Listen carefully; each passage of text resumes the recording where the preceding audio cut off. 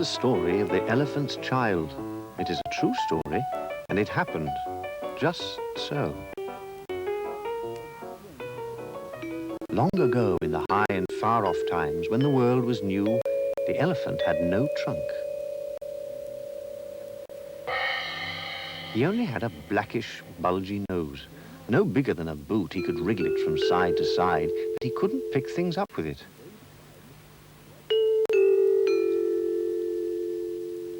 But there was one elephant, a new elephant, an elephant's child, who was different from all the other elephants because he was full of satiable courteosity, which means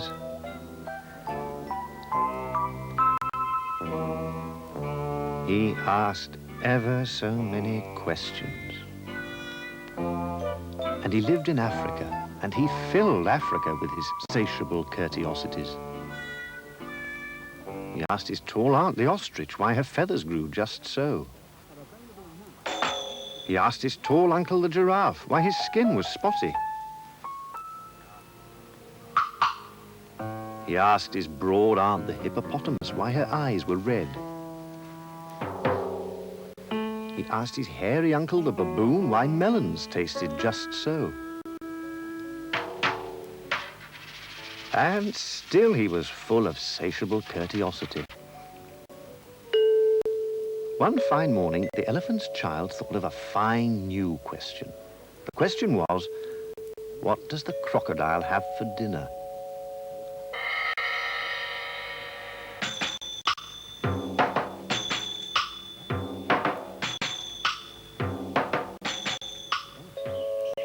By and by, when that was finished, he came upon Cola Bird, and he said, my father has spanked me, my mother has spanked me, and all my aunts and uncles have spanked me, and still I want to know what the crocodile has for dinner.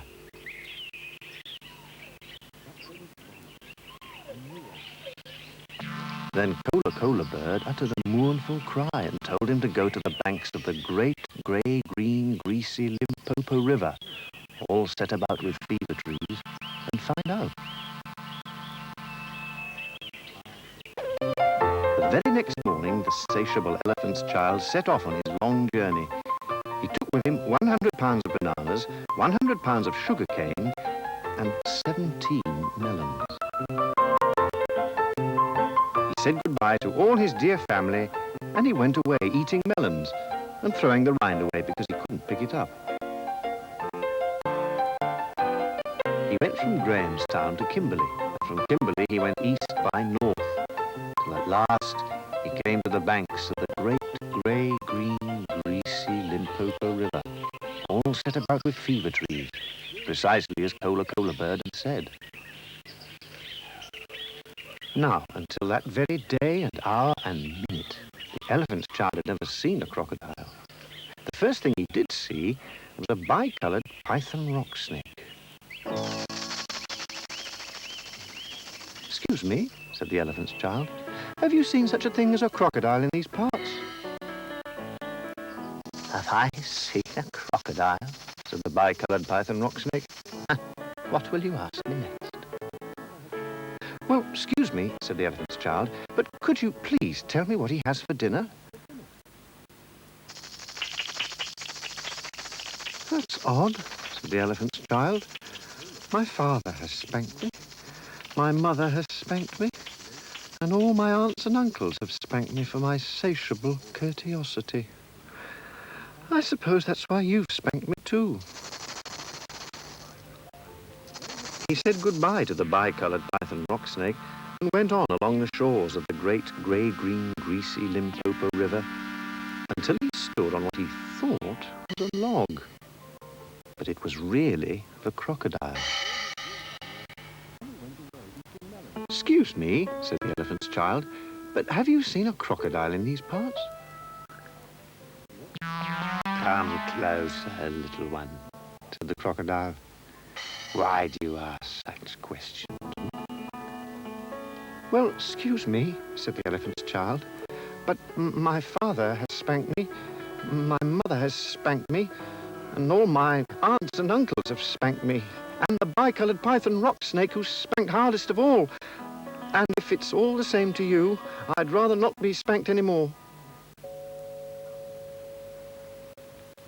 Come closer, little one, said the crocodile. For I am the crocodile.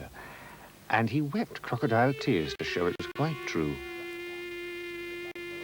You're the very person I've been looking for, gasped the elephant's child. Will you please tell me what you have for dinner? Come closer, little one, said the crocodile, and I'll whisper. I think I'll begin with the elephant's child.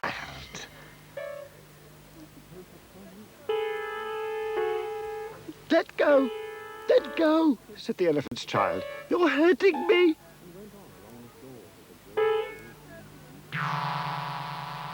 Help, help, called the elephant's child. This is too much for me. The bicolored python rock snake heard the cries for help and thought, oh, rash and inexperienced elephant's child, see what has become of you because of your satiable courteosity. If I do not assist you, you will certainly become the crocodile's dinner. And he pulled, and the crocodile pulled. But the elephant's child and the bicolored python rock snake pulled the hardest. After the elephant's child had thanked the bicolored python rock snake, he wrapped his poor, pulled nose in cool banana leaves, hoping they would make it shrink.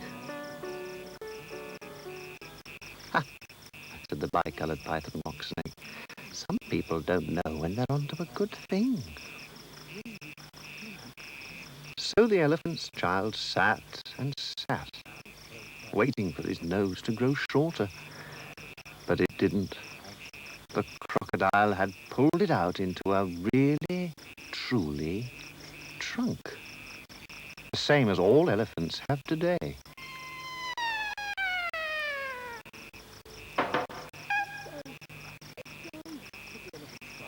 Vantage number one, said the bicolored python rock snake. You couldn't have done that with a little boot nose.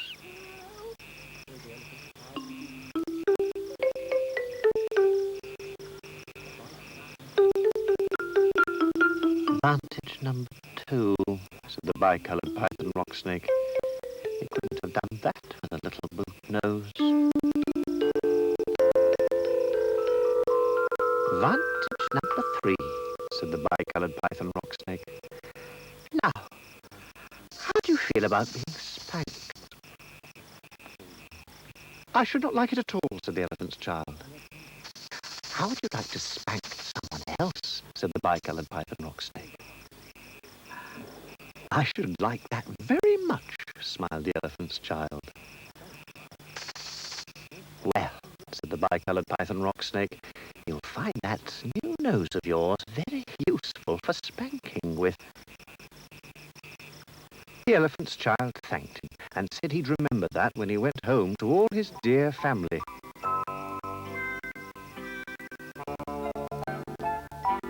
He coiled his new trunk to hide it and said, "How'd you do?"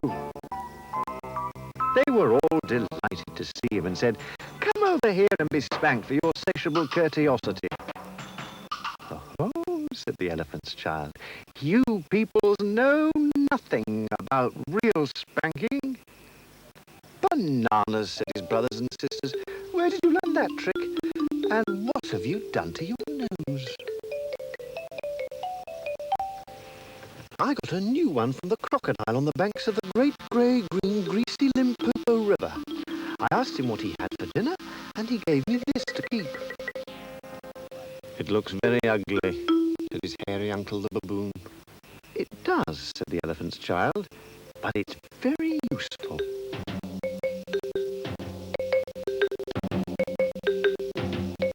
At last his dear family could not stand the spanking of the satiable elephant's child any longer, so all the elephants went off to borrow new noses from the crocodile. Then nobody spanked anybody anymore, and ever since that day, all the elephants who were see, besides those you won't, have trunks precisely like the trunk of the satiable elephant's child.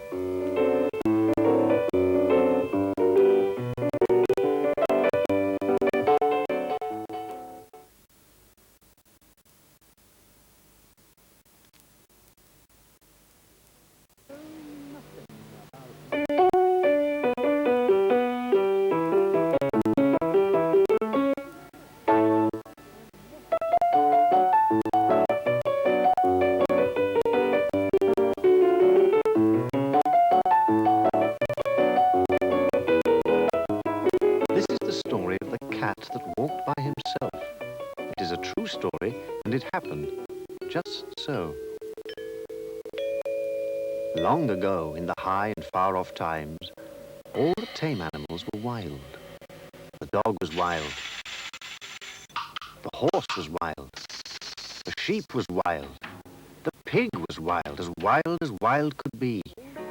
But the wildest of all the wild animals was the cat. He walked by himself in the wet wild woods, and all places were alike to him. Of course, the man was wild too, until he met the woman who tamed him. She picked out a nice, dry cave and lit a cozy fire. She hung a wild horse skin across the cave mouth. And then she said, "Now we will keep house together, so wipe your feet, dear, when you come in." That night they ate wild roast sheep with wild rice. The man decided that he liked being tame, and he went happily to sleep by the warm fire. But the woman stayed awake. She looked at the bone of the shoulder of mutton. She looked at the wonderful marks on it, and she made a magic. She made the first singing magic in the world.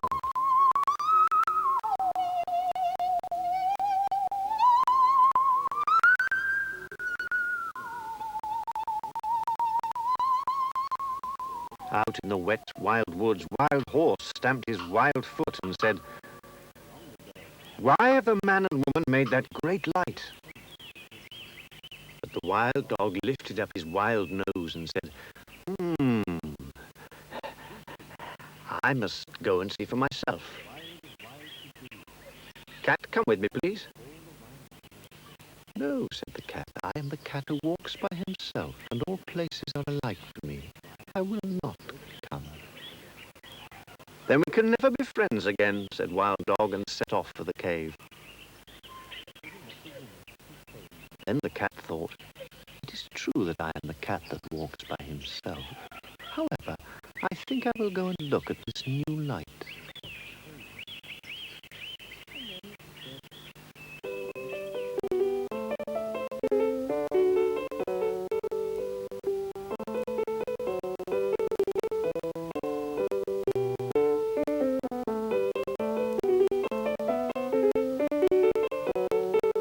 "Oh, my enemy and wife of my enemy, please give me another." Then the woman said, "If you help my man hunt through the day, and if you guard this cave by night, then I will give you as many bones as you can eat." "Ah," said the cat, listening, "this is a very wise woman." "Oh, my friend and wife of my friend," said Wild Dog, "I will do as you ask if you promise to feed me those wonderful bones." "Good," said the woman. "From now on you will be known as First Friend." "Huh," said the cat, "that is a very foolish dog." And he went back through the wet wild woods, waving his wild tail or walking by his wild lone.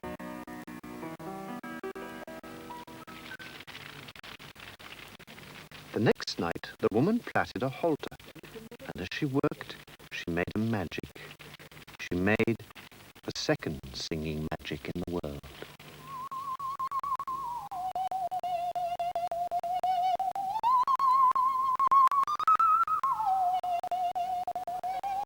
Wild Horse stamped his wild foot and said, "I will go and see why Wild Dog has not returned.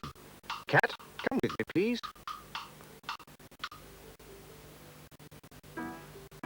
"No," said the cat.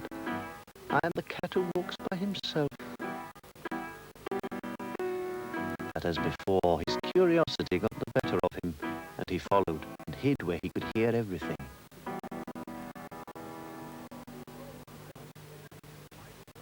"Oh, my enemy and wife of my enemy, where is Wild Dog?" The woman laughed. "You did not come here for Wild Dog, but for the sake of this good grass. If you wear this halter, then you may eat this wonderful grass." "Ah," said the cat, listening, "this is a clever woman, but she's not so clever as I." "Oh, my mistress and wife of my master," said Wild Horse, "I will be your servant for the sake of this wonderful grass."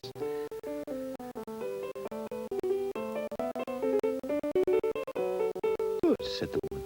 "From now on you will be known as first servant." "Huh," said the cat, "that is a very foolish horse."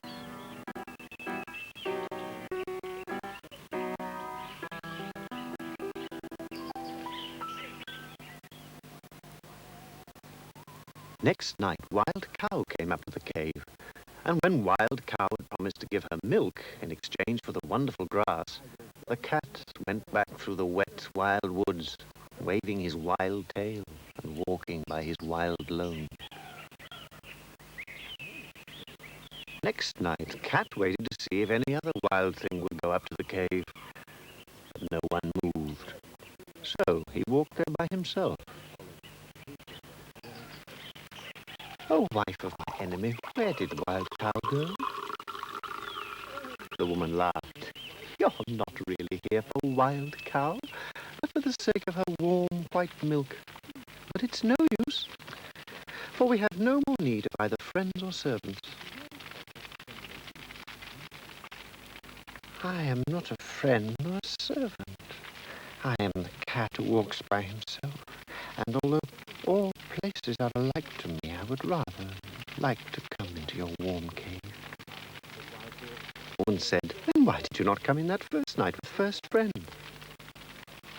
Cat grew very angry. "Has Wild Dog been telling tales about me?" "You are the cat who walks by himself, so go away and walk by yourself." Then Cat pretended to be sorry. "Must I never come into the cave? Must I never sit by the warm fire? Oh, must I never drink the warm white milk? You're wise and very beautiful. You should not be so cruel even to a cat." I knew I was wise. No one has ever called me beautiful. So I shall make a bargain. If ever I should say one word in your praise, you may come into the cave. And if you should say 2 words in my praise, said the cat, if I do, then you may sit by the fire. And if you should say 3 words, said the cat, I never shall, but if I do, then you may drink the warm white milk. Then the cat said, now let the curtain at the mouth of the cave, and the fire at the back of the cave, and the milk pots that stand by the fire remember what the wife of my enemy has said.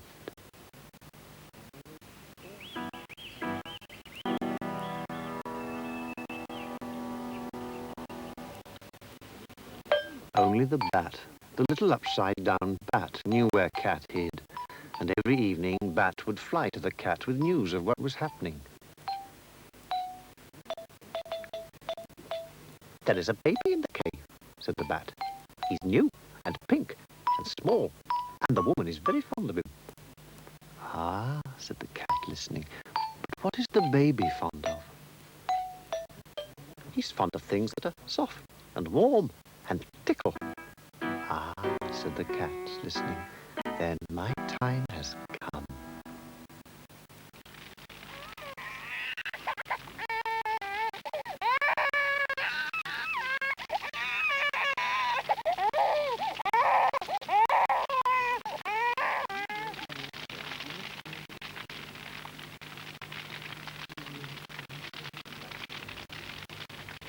Then the bat said, "Oh, my hostess and wife of my host, a wild thing is most beautifully playing with your baby."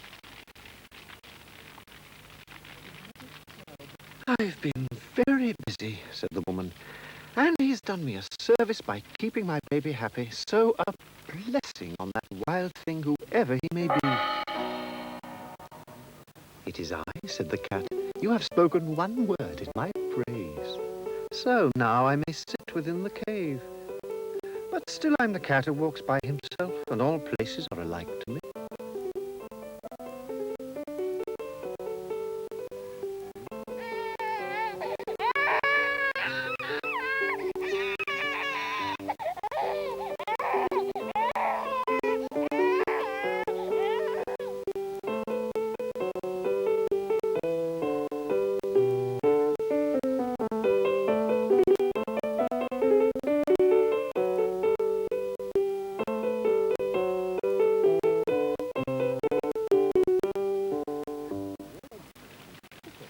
"That was wonderfully done," said the woman. "There is no doubt about it. You are a very clever cat." "Oh, wife of my enemy," said the cat, "you have spoken a second word in my praise. So now I can sit by the warm fire for always and always. But still I am the cat who walks by himself, and all places are alike to me." Then the woman grew very angry at being caught out again. She made a magic that would prevent her from saying a third word in praise of the cat. It was not a singing magic. This time it was a still, silent magic.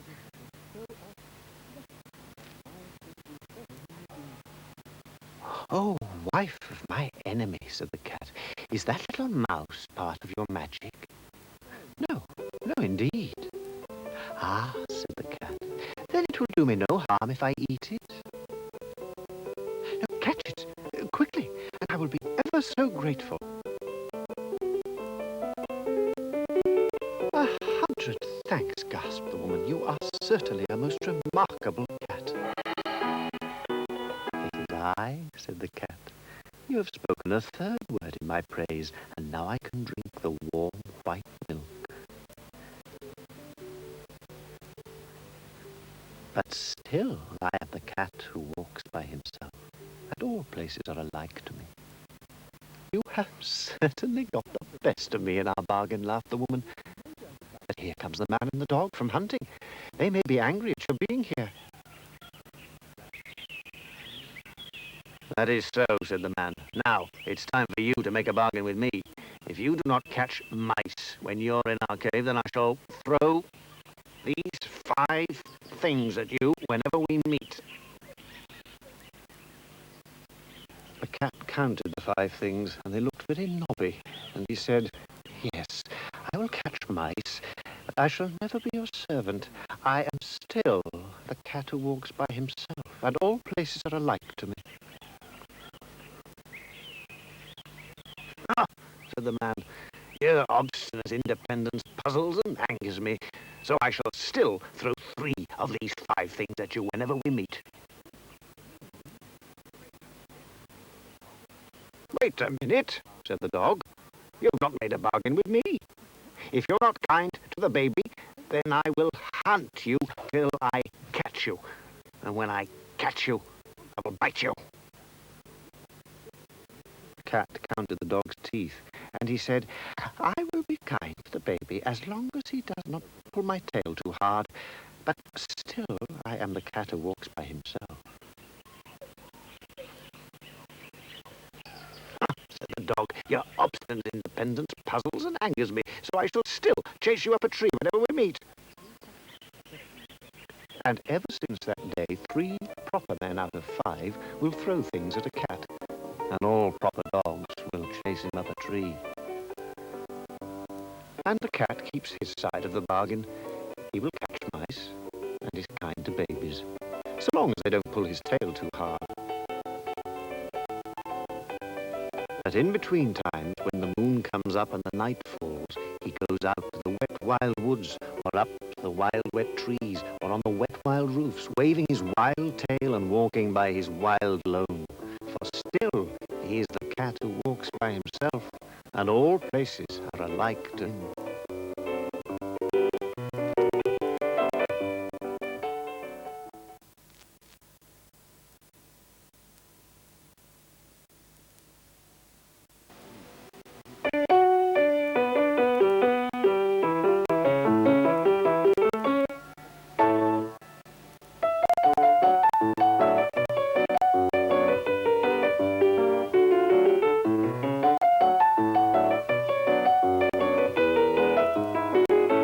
This is the story of how the rhinoceros got his skin. It is a true story, and it happened just so. Long ago, in the high and far-off time, there was an uninhabited island on the shores of the Red Sea. And on this uninhabited island, there lived a Parsee called Pestonji. He lived all by himself, with nothing but his hat, which reflected the rays of the sun with more than oriental splendor, his knife, and his cooking stove, of the kind you must particularly never touch. One day he took flour and water and currants and plums and sugar and things and made himself a cake.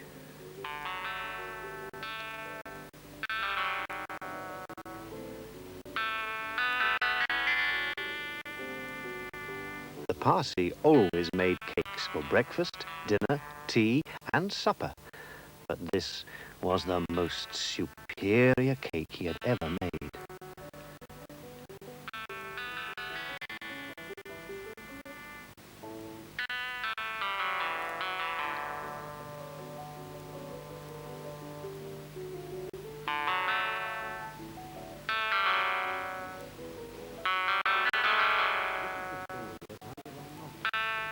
It was 2 feet across and 3 feet thick, and he baked it and baked it and baked it till it was all done golden brown and smelt most sentimental.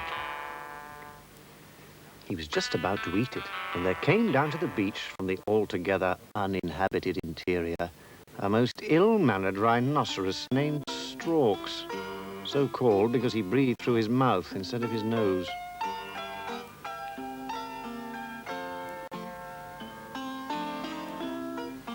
He looked very like all rhinoceros do today, with a horn on his nose and 2 piggy eyes, but his skin fitted him smooth and tight, without a wrinkle or a fold, and he was very proud of it.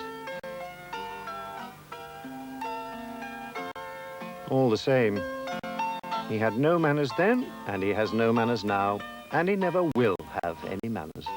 Without so much as a good afternoon, he lumbered up to Pestonji with his beady piggy eye fixed on that beautiful cake.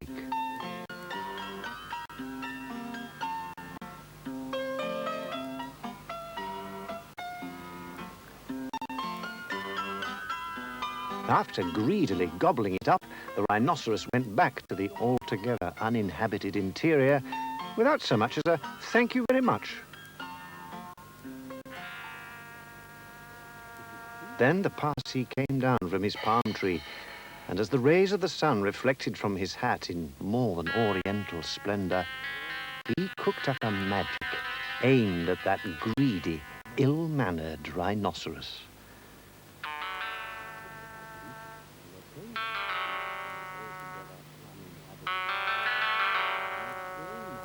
And the magic said, "Them that takes cakes, which the Parsee man bakes, makes dreadful mistakes."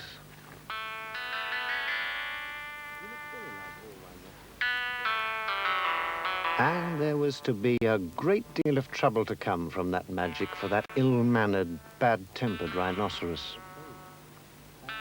Because there was a heat wave on that uninhabited island on the shores of the Red Sea, and everybody got very, very, very warm.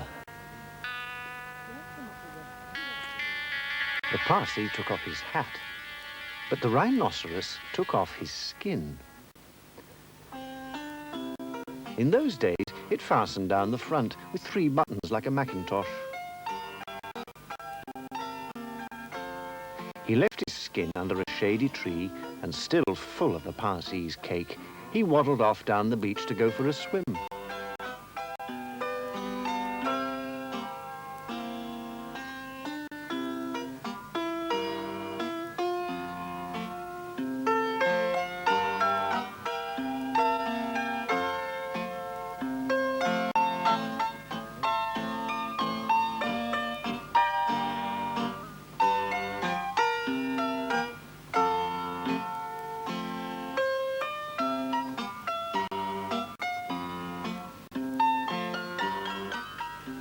Presently, Pestonji came by, and he found the skin.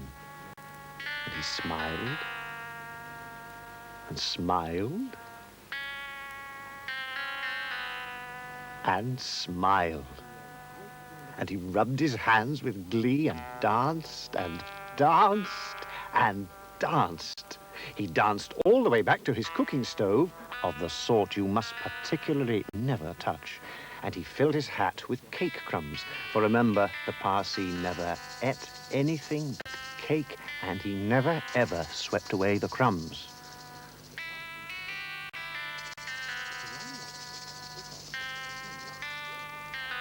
Then he danced all the way back to the rhinoceros skin. And he took that skin, and he shook that skin, and he scrubbed that skin, and he rubbed that skin just as full of old, dry, stale, stickly, tickly cake crumbs and some burned currants as ever it could possibly hold. Then he climbed up to the top of a tree and waited for the rhinoceros to come out of the water and put on his skin.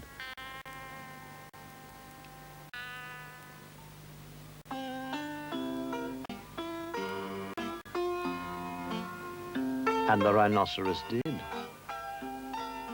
He buttoned it up with the 3 buttons, and it tickled like cake crumbs in bed. Then he scratched a little, but that only made it worse. Then he scratched a lot, but that only made it a lot worse. Then he lay down on the sand and rolled, and rolled, and rolled, and the cake crumbs tickled him worse, and worse, and worse. Then he rubbed, and rubbed, and rubbed against the spiky bark of a palm tree. He rubbed so hard that he rubbed his skin into a great fold over his shoulders, and another fold formed underneath him, where his buttons used to be, for he'd rubbed the buttons clean away.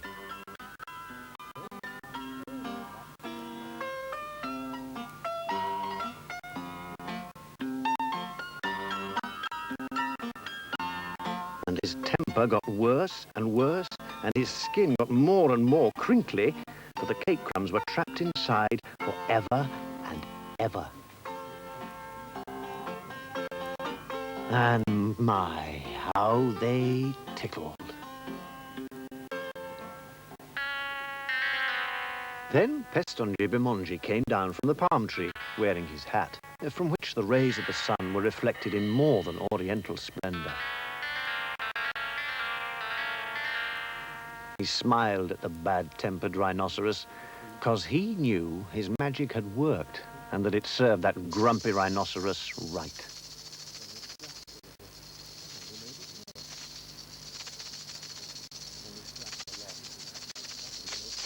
And he went back home to make more cakes on his cooking stove, of the kind that you must particularly never touch.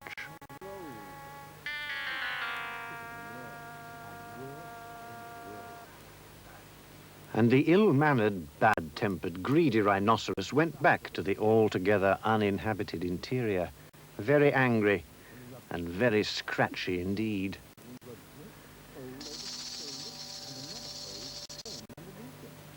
And ever since that day, every rhinoceros you will ever see, besides those you won't, have great folds of wrinkly, crinkly skin and a very bad temper, exactly like Storks, the first rhinoceros in the world.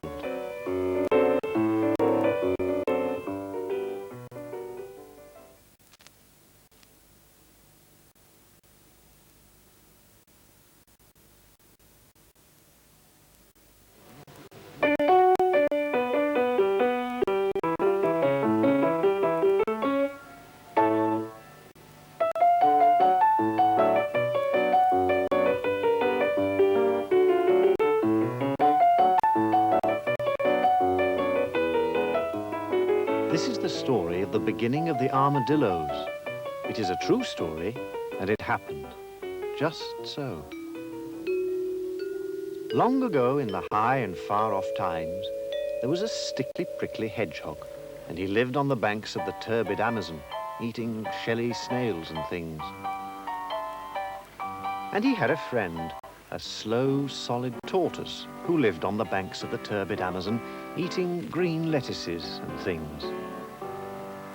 But also, there was a painted jaguar, and he ate everything he could catch. When he couldn't catch deer or monkeys, he would eat frogs and beetles. And when he couldn't catch frogs and beetles, he went to his mother jaguar, and she told him how to catch hedgehogs and tortoises. "Son, son," said his mother ever so many times, graciously waving her tail, "when you find a hedgehog, you must drop him into the water, and then he will uncoil and you can eat him. When you catch a tortoise, you must scoop him out of his shell with your paw."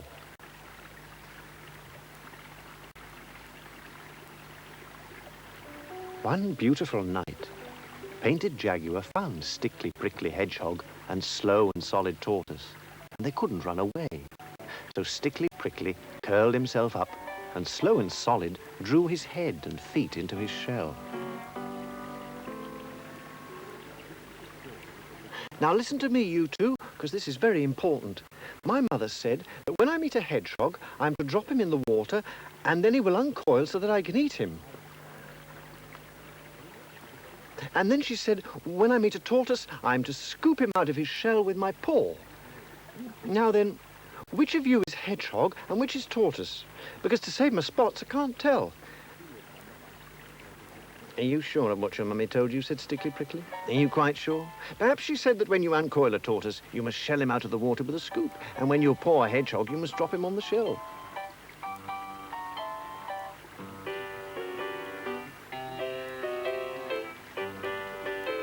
"Are you sure of what your mummy told you?" said Slow and Solid Tortoise. "Are you quite sure? Perhaps she said that when you water a hedgehog, you must drop him into your paw. And when you meet a tortoise, you must shell him till he uncoils." "I don't think it was at all like that," said Painted Jaguar. "But please say that again more distinctly." "When you scoop water with your paw, you uncoil it with a hedgehog," said Stickly Prickly. "But," said Slow and Steady, "when you paw your meat, you drop it into a tortoise with a scoop. Now do you understand?" "You're making my spots ache. Just tell me simply, which of you is hedgehog and which is tortoise?" "I shan't tell you," said Stickly Prickly, "but you can scoop me out of my shell if you like." "Ah," said Painted Jaguar, "now I know that you are tortoise. Now I know that he isn't tortoise at all." "But I am tortoise," said Slow and Solid. "Your mother was quite right. She said you were to scoop me out of my shell with your paw. Begin." "What will happen if I do?" said Jaguar. "I don't know, because I've never been scooped out of my shell before. But I tell you truly, if you want to see me swim away, you've only to drop me into the water." "I don't believe you," said Painted Jaguar. "You've mixed up all the things my mother told me, till I don't know whether I'm on my head or my painted tail. She told me to drop one of you two into the water. You seem so anxious to be dropped in that I think really you do not want to be. So jump, and be quick about it." "I warn you, your mummy won't be pleased." "If you say another word about my mother," said Painted Jaguar, "I'll—" But he never finished the sentence. He watched, speechless, as Slow and Solid happily swum over to the far bank, where both he and Stickly Prickly were safely out of reach of poor, puzzled Painted Jaguar, who went roaring home to his mummy.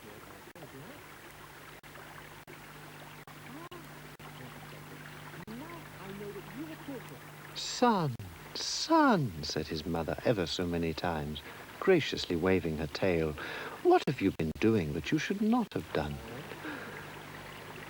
"Well," sobbed Painted Jaguar, "I tried to scoop something that said it wanted to be scooped out of its shell, and now my paw is full of prickles."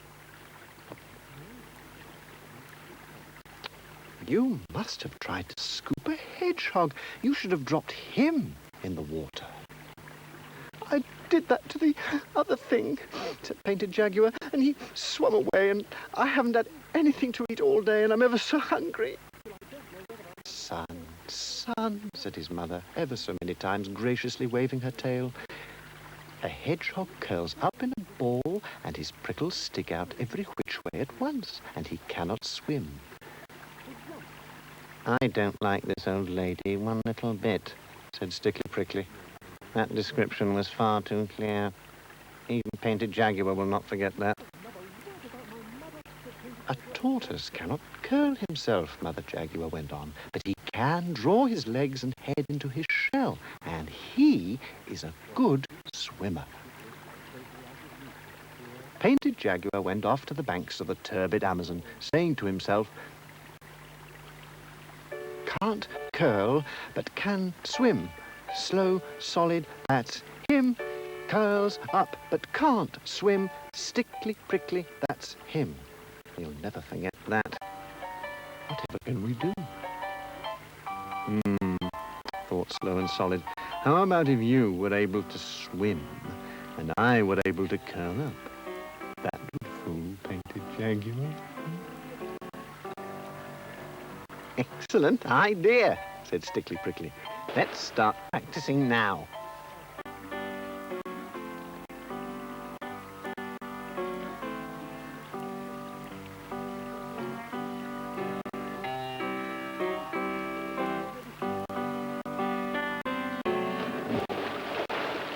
"Look," said Tortoise, "I can wrap my hind legs around my ears." "Excellent," said Hedgehog, "but it's straining your back plates a little." "Oh," said Slow and Solid, "I've noticed that your prickles seem to be melting into one another."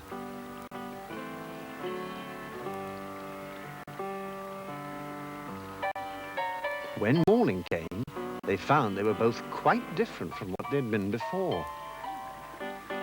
"Oh, won't Painted Jaguar be surprised?" they laughed. "Let's go and find him."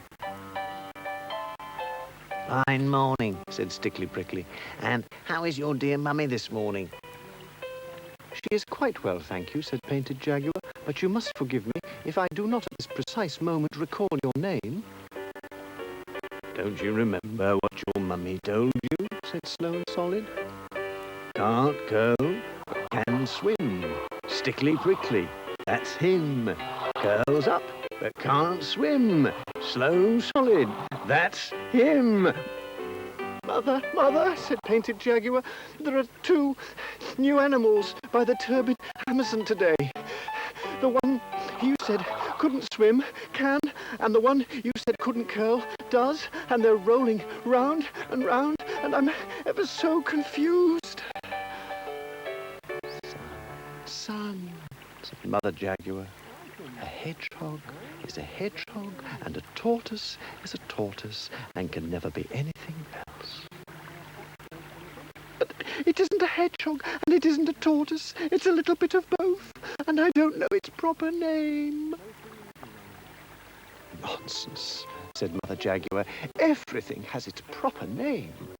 I shall call it Armadillo until I find out the real one, and I should leave it alone if I were you." So Painted Jaguar did as he was told, especially about leaving it alone. And ever since that day, every hedgehog and every tortoise has been called Armadillo, precisely like Stickly Prickly, Slow and Solid, that grew to be the first armadillo in the world.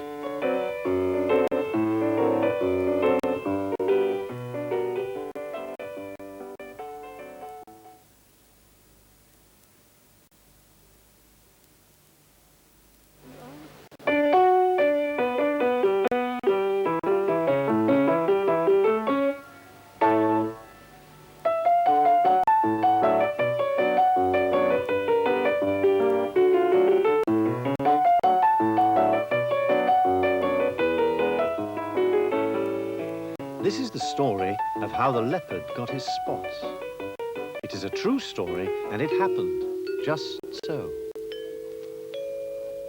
Long ago, in the high and far-off times, there was a place in Africa called the High Veld, and it was exclusively bare and hot and a sandy yellowish-brown all over. The giraffe and zebra and eland lived there, and they were all exclusively sandy yellowish-brown all over too. But the leopard was the most exclusivist, sandiest, yellowish, brownest of them all. He matched the colour of the sandy, yellowish, brownish high veld to a hair, which was very bad for the giraffe and zebra and eland. And also, there was a sandy, yellowish Ethiopian who used to hunt with the leopard. Till the giraffe and the zebra and the eland just didn't know which way to jump next.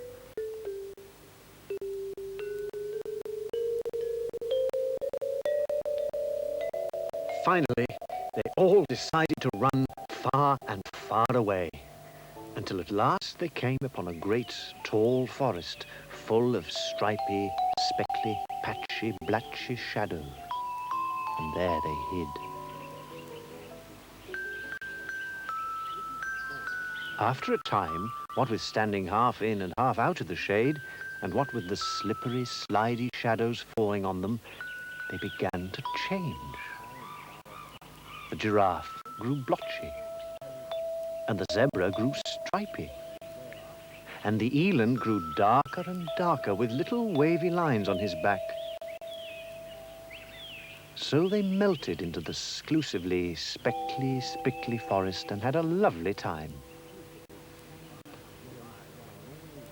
Meanwhile, the leopard and the Ethiopian were hunting round the exclusively sandy, yellowish-brown, very hot high veld, wondering where all their breakfasts, dinners and teas had gone.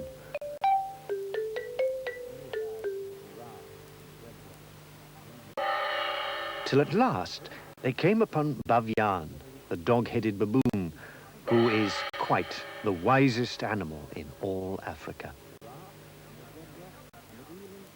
"Wake up, Bavian," said Leopard, "and tell us where all the game has gone." Then said Bavian, "The game has gone into other spots, Leopard, and my advice to you is to go into other spots too."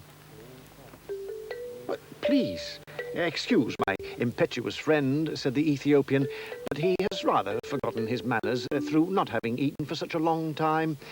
What he means is, could you please be so kind as to tell us of the present whereabouts of giraffe, zebra and eland, otherwise known as fair game?" Then said Bavian, "The game has gone away for a change, and my advice to you, Ethiopian, is to change too." The leopard and Ethiopian thanked Bavian for his help, and still rather puzzled, they continued on their way hunting for the lost game.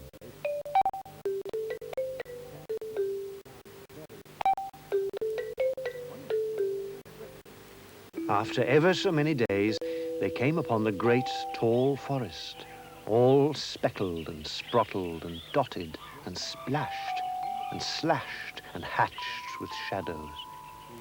"What is this place?" said the leopard. "I don't know," said the Ethiopian. "But it must be the new home of our lost game, for I can smell giraffe and I can hear giraffe, but I can't see giraffe." "That's curious," said the leopard. "I suppose it's 'cause we've just come in out of the sunshine. I can smell zebra, and I can hear zebra, but I can't see zebra." "It's such a long time since we last hunted them," said the Ethiopian. "Perhaps we've forgotten what they look like." "Ah," said the leopard, "I remember them perfectly. Giraffe is taller, exclusively sandy yellow. Zebra is smaller, exclusively yellowish brown. Well, said the Ethiopian, they ought to show up in here like ripe bananas in a coal hole. But they didn't. The leopard and the Ethiopian hunted all day, and though they could smell game and hear game, they never saw any game at all. As darkness fell, Leopard heard something breathing sniffily in the starlight. He jumped at the noise, and it smelt like zebra, and it felt like zebra, and it kicked like zebra, but he couldn't see it. So he said, "Be still, oh you person without any form. I shall sit on your head till morning, so you will not escape, and then I might discover who you are." Then the Ethiopian shouted, "I've caught something I can't see. It smells like giraffe, and it kicks like giraffe, but it hasn't any form." "Don't you trust it," said the leopard. "Sit on its head till the morning, then we'll find out what this is all about."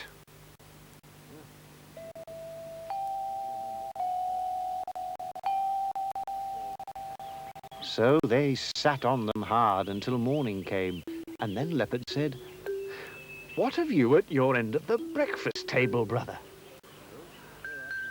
"Well, it ought to be exclusively sandy yellow, and it ought to be giraffe, but it's all covered with orangey browny blotches.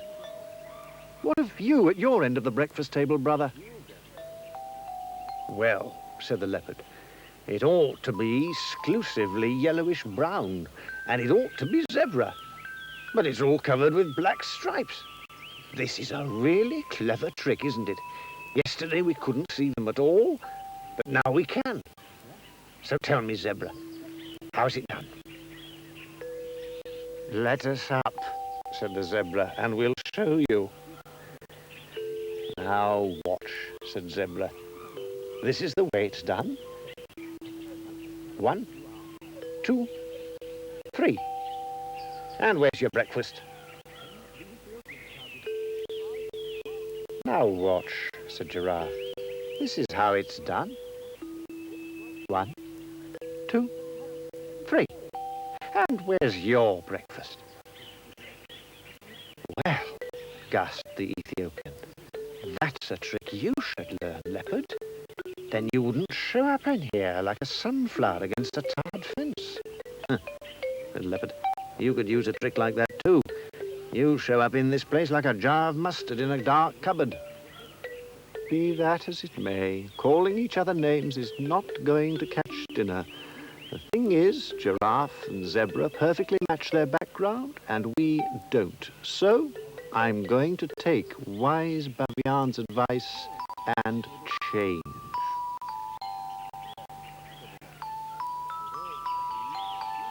"That really is a change for the better," said Leopard. "But what about me? I still stand out like a bar of soap down the plug hole." "Well," said the Ethiopian, "how about taking Baviane's advice and going to spots? Like this, and this, and this."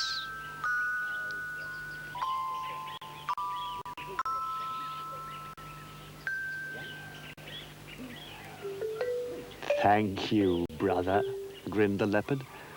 "The game will never spot us now, so let's get even with Mr. 1, 2, 3, where's your breakfast?" And ever since that day, the Ethiopian has never changed his skin again, and the leopard has never changed his spots. Both are quite happy as they are, just like that first exclusively sandy yellow, brownish, spotted leopard in the world.